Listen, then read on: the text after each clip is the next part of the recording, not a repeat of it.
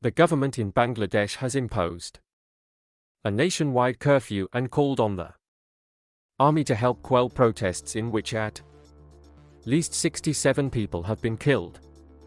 Students have been demanding that ministers scrap a quota system which reserves many public sector jobs for the relatives of veterans of the country's war of independence. The UN has said violence against the protesters has been shocking and unacceptable, and a spokesperson for the Bangladesh police has said around 300 Bangladeshi police officers were injured during Friday clashes with demonstrators in multiple locations around the capital. DCA. Let's now speak to Nami Hussein, who is a professor of development studies at the School of Oriental and African Studies. Welcome to the program. Could you explain a little bit, if you would, the background to these process and why there is a divide really over the legacy of the country's history? Well, thank you for covering this story. As you said, it's getting very serious. The background really is that the immediate trigger, in fact, for the protests is this demand to reform the quota system in public sector employment. More than half of all the jobs in the Bangladesh civil service are earmarked for particular categories, but the contentious one is really the 30% that's supposed to be filled by families of the freedom fighters. That's people who fought in the liberation war in 1971 when Bangladesh got its independence from Pakistan, and people believe that this 30% reservation is just another benefit for the followers of the ruling party. But other students were really enraged when the Prime Minister made some sarcastic comments about the protests, saying that these protesters were the children of Rakas, which is a word we use to mean the traitors, the people who collaborated with Pakistan during the liberation war.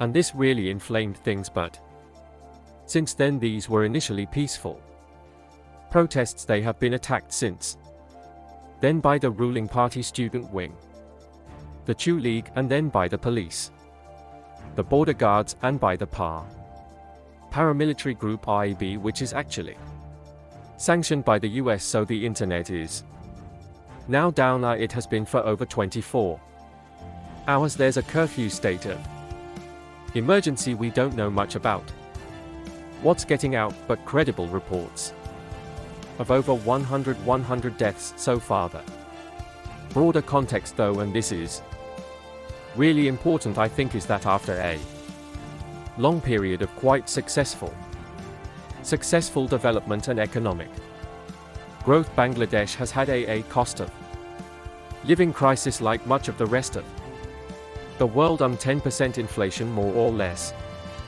this year, very high levels of graduate and general unemployment, and really critically, all of this is taking place in a political system that's increasingly authoritarian. The last two elections, at the very least, are not deemed to have been free or fair. The opposition, civil society groups, trade unions, critics, scholars, journalists have all faced intimidation, disappearances, violence, and threats. And in this context, I think that the protests now have escalated well beyond a demand for quota reform and for accountability and justice. And we're also hearing demands for the residential of the government and or the Prime Minister. Well, indeed, it's a reflection now of a broader dissatisfaction. So briefly, where is this heading? It is very hard to say. I think that the likelihood that the government will topple or the Prime Minister resign as a result of this is very low. The protesters have a lot, I would say almost universal public support, but this has gone very far. Now there have been a lot of deaths. There's been a lot of violence. There's also a lot of anger